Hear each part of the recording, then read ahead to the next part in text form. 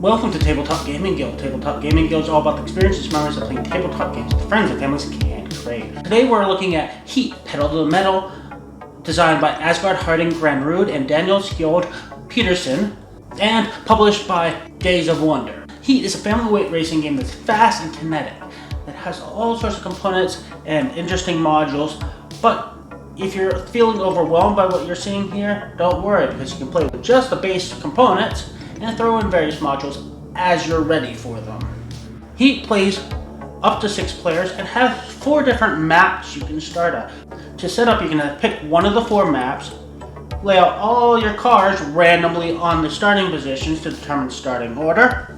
Each player will get a player mat, their starting hand of cards, heat and stress according to what's shown on the map you're playing as. In this case, with the American map or US map, you'll get 6 heat that goes in the center of your play mat, and 3 stress that's going to go in your deck of cards. You will also get a gear that's going to go on the first position in your gearbox, and then shuffle your deck of cards and draw 7.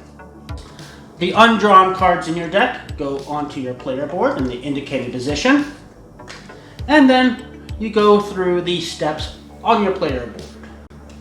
The first couple steps are done simultaneously, so the first thing that's going to happen is you can raise or lower your gear by 1, unless you spend 1 of your heat, which moves your heat from your center of your playmat to the discard pile, in which case you can now increase or decrease your gears by 2. You would then pick a number of cards from your hand equal to your current gear. So in this case, I can pick 3 cards. Once everybody has done that, the next step go in current order, which is determined by whoever's first in pole position. As you go through the map, if you are side by side, whoever's closest to the thick line that indicates the race line is first. So in this case, red is first to go and would reveal their hand of cards.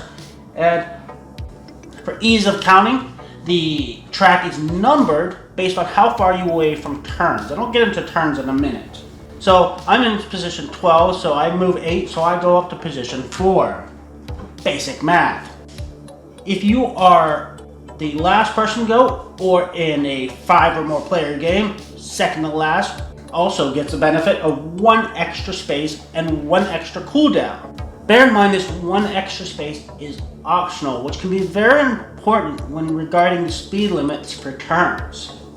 Step 5 allows you to spend any special symbols on cards or on your current position in your gearbox.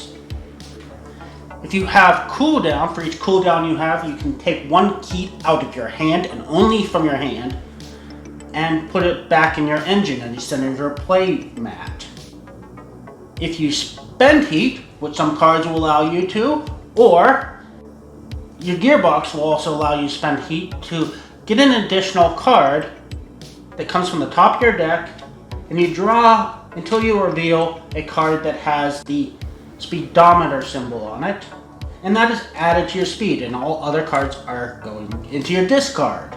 Stress cards, if you play them, also give you that plus, which draws an extra card from the top of your deck. Again, only counting cards that have the speedometer symbol on them. After all movement is completed, you then look and see if you get slipstream. If you end your movement directly behind or beside another player, you get to do 2 extra spaces of movement. While this does not count to your speed for speed limits, your current speed still matters if you happen to cross the corners, which is factored into step 7, where you're looking at the speed limits for corners. Each corner will have a number printed on it, so in this case, first corner has a number of 7. If you are going above 7 miles an hour, or your total card value is over 7, not including your slipstream, but including the +1 if you are the last to go or second to last.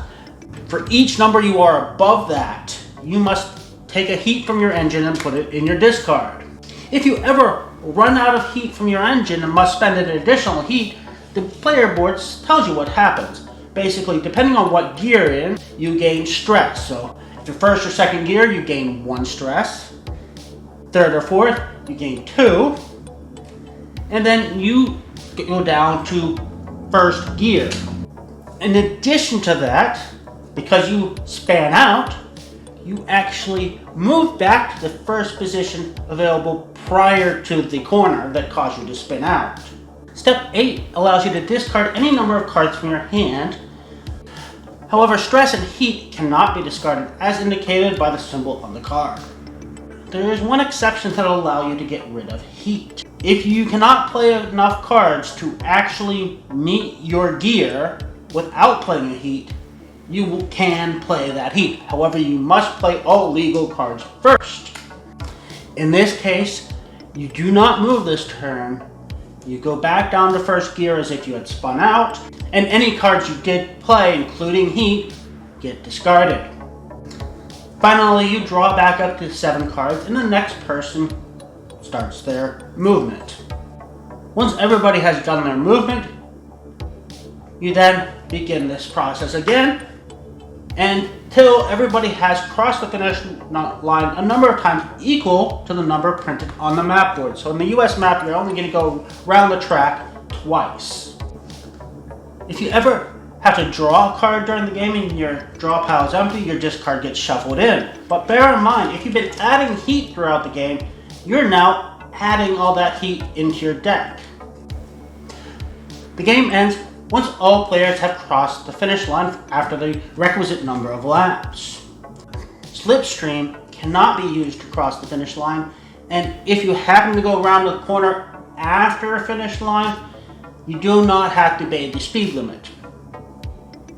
At the end of a round in which players cross the finish line, all players that crossed are removed from the map and put on their position in the ranking. If multiple players do cross in the same round, whoever crossed and went the furthest is the higher ranking. And that's everything you need to know to play your first game of Heat. For some players that may be enough, and they may just continue to play the base game, which is great, but if you're interested in the advanced rule, check on our next How to Play video. Thank you again for watching. Please join us again on YouTube, Twitch, Instagram, and other social medias. And please don't forget to like and subscribe.